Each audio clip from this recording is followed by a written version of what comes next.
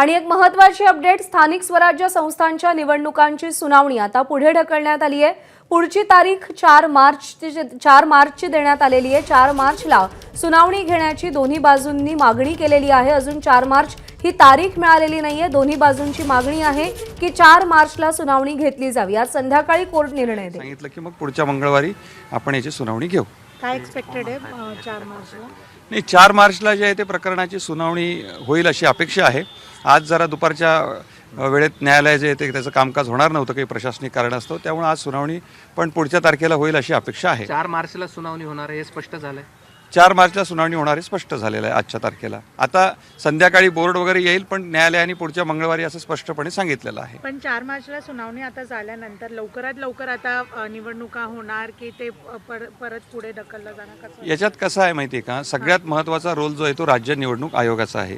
आणि मी यापूर्वी सुद्धा आपल्याला सांगितल्याप्रमाणे पावसाळ्यात सुद्धा निवडणुका घेता येतील असं 2022 साली राज्य शासनाने स्पष्ट केलेलं आहे। आणि या संदर्भात सगळ्यात महत्त्वाची बाब अशी आहे की जुनी जे काही सदस्य संख्या होती त्याच्या आधारे राज्य निवडणूक आयोगाने सगळी कारवाई करून त्याचा कंप्लायन्स रिपोर्टसुद्धा सर्वोच्च न्यायालयासमोर 22 सप्टेंबर 2022 रोजी सादर केलेला आहे।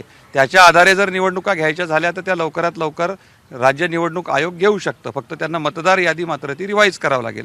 मात्र नवीन कायदे जे झाले आहेत ज्याच्यामुळे सदस्य संख्या ही परत कमी करण्यात आली 4 ऑगस्ट 2022 रोजी, त्याच्या आधारे जर निवडणुका घ्यायच्या असतील तर परत सगळी प्रक्रिया नव्याने करावी लागेल।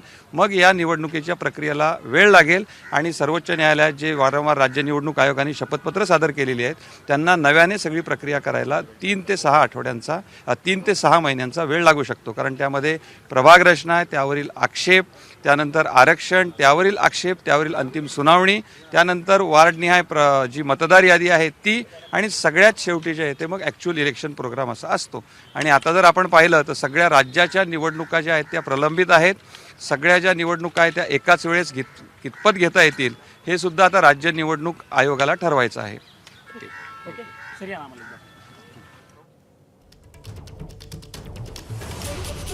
तर 4 मार्चला पुढची सुनावणी घेण्याची मागणी करण्यात आलेली आहे दोन्ही बाजूंकडून। या संदर्भात सुप्रीम कोर्ट आज संध्याकाळी निर्णय देईल। स्थानिक स्वराज्य संस्थांच्या निवडणुकींचं मॅटर कोर्ट नंबर 3 समोर होतं। ते बेंच 1 वाजेपर्यंतच बसणार होतं, त्यामुळे ते मॅटर पोचलं नाही। 9 नंबरलाच मॅटर संपले, आपलं 29 नंबर होतं।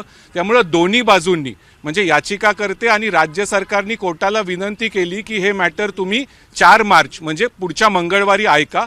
कोर्ट त्याच्यावर म्हणलं आम्ही विचार करू आणि संध्याकाळी तुम्हाला स्पष्ट डेट समजेल। पण दुसऱ्या मॅटरमध्ये ते 10 आणि 18च्या तारखा देत होते।